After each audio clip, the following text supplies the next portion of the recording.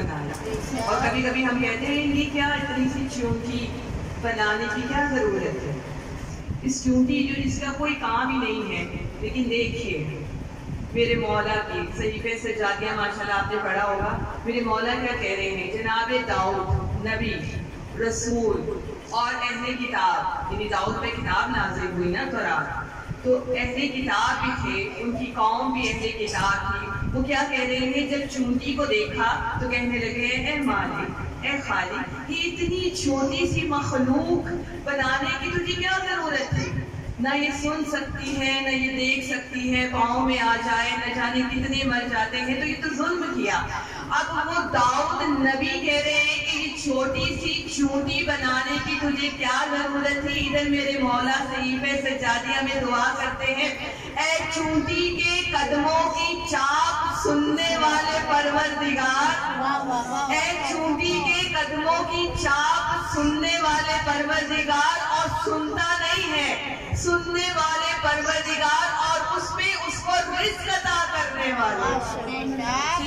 वो चाप भी सुनता है और चूंटी को रिस्क भी देता है। और ये कौन कह रहे हैं, ये बीमारे करबला की दुआ सहीफा सज्जादिया, जिसमें ऐसी ऐसी सनाए खुदा है कि इंसान का अदराक वहां तक नहीं पहुंच सकता।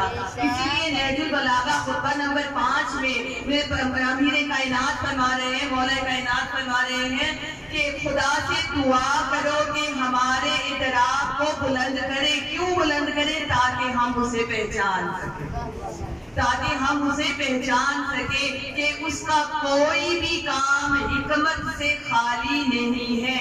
और जैसा कि मैंने कल कहा कि हदीस कुदसी है, मेराज पे अल्लाह ने फरमाया कि ऐ मेरे रसूल, मैं जिसके अमल को पसंद करता हूँ, बड़ी तवज्जो रखिएगा, यानी यहाँ पर एहतसाब है। आपको पता है मेराज कोई आम तो चीज नहीं थी, कितने तोहफे दिए अल्लाह ने, कितने राजों से पर्दा उठाया अल्लाह ने। और ऐसे ही कहा कि नबी अर्श पर अर्श अल्लाह कर जा, पर्दे पर्दे में मेरे पर्दे का तजल्ला कर जा, पर्दा दरी न रहे आज शब खिलवत में मेरे पर्दे का और भी बुलंद पल्ला कर जा। मैं तुझे 2 सराओं का मोहम्मद कर दूं, ऐ मेरे हबीब तू आज मुझे अल्लाह कर जा। दूर कर दे मोहम्मद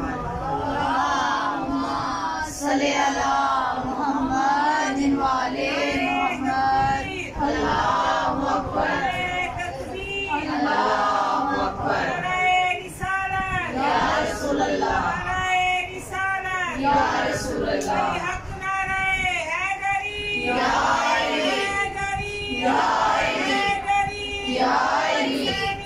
जिंदाबाद जिंदाबाद जिंदाबाद जिंदाबाद जिंदाबाद जिंदाबाद।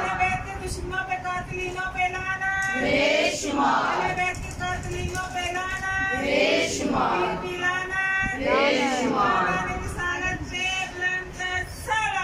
अल्लाहुम्मा सल्ली अला मुहम्मद वाले मोहम्मद। मेरे परवरदिगार ने अपने हबीब से फरमाया कि मैं उसका अमल मेरे लिए सबसे पसंदीदा है कि जिसके जिक्र में मैं हूं। अब जिक्र कैसा है मोमिनात गिरामी? जिक्र ये है कि जब हम जिक्र करें तो सच बोलें, सच बोलना इलाही जिक्र है। जब हम जिक्र करें तो उसमें किसी की भलाई हो, और ऐसा जिक्र अल्लाह को पसंद है। अल्लाह कहता है कि जिसके जिक्र में मैं हूँ सच में अल्लाह है, किसी की भलाई में अल्लाह है। जब आप किसी की गीबत करते हैं तो अल्लाह क्या कहता है कि ये ऐसा है कि जैसे इसने अपने मुर्दे भाई का गोश्त खाया। तो क्या हमें नहीं पता होता जब हम गीबत कर रहे होते हैं? यकीनन पता। देखिए खुदा कहता है कि मैंने शऊर दिया, नेकी और बदी को सिखाया और इख्तियार को दे दिया। अब आपका इख्तियार है क्या मजलिस में आए ना आए, आपको कोई जबरदस्ती नहीं ला सकता। आपका इख्तियार है आप मुसल्ले पे खड़े हो ना हो, कोई आपको जबरदस्ती मुसल्ले पे खड़ा नहीं कर सकता। तो खुदा कह रहा है कि उसका जिक्र मेरे नजदीक पसंदीदा है जिसके जिक्र में मैं हूँ। और अगर आपके जिक्र, बड़ी तवज्जो रखिएगा, देखिए मेरे जुमलों को जाया ना कीजिएगा, ठीक है? आपके जिक्र में अगर अल्लाह नहीं है तो फिर सोच लीजिए आपका जिक्र उसकी बारगाह में काबिल कबूल नहीं है। अगर आपके जिक्र में कहीं तंजो मजा है, आपके जिक्र में कहीं गीबत है, आपके जिक्र में अगर किसी के लिए हसद है, आपके जिक्र में अगर झूठ है, तो समझ लीजिए आज आपको अल्लाह की बारगाह से जाना पड़ेगा और दोबारा मेहनत करनी पड़ेगी उसकी बारगाह में आने के लिए, क्योंकि वो बारगाह इलाही है, वो परवरदिगार आलम जो हमारा खालिक है। आप क्या समझते हैं कि उसकी बारगाह में जाके खड़ा होना आसान है?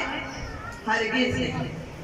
जब उसकी बारगाह में खड़े होना आसान नहीं है तो फिर सोच लीजिए महशर के मैदान में आप कैसे खड़े होंगे, महशर के मैदान में आप कैसे खड़े होंगे और कैसे खड़े होंगे उस बीवी के सामने जिन्होंने कहा है कि उस वक्त तक मैं जन्नत में नहीं जाऊंगी जब तक मेरे हुसैन का एक भी चाहने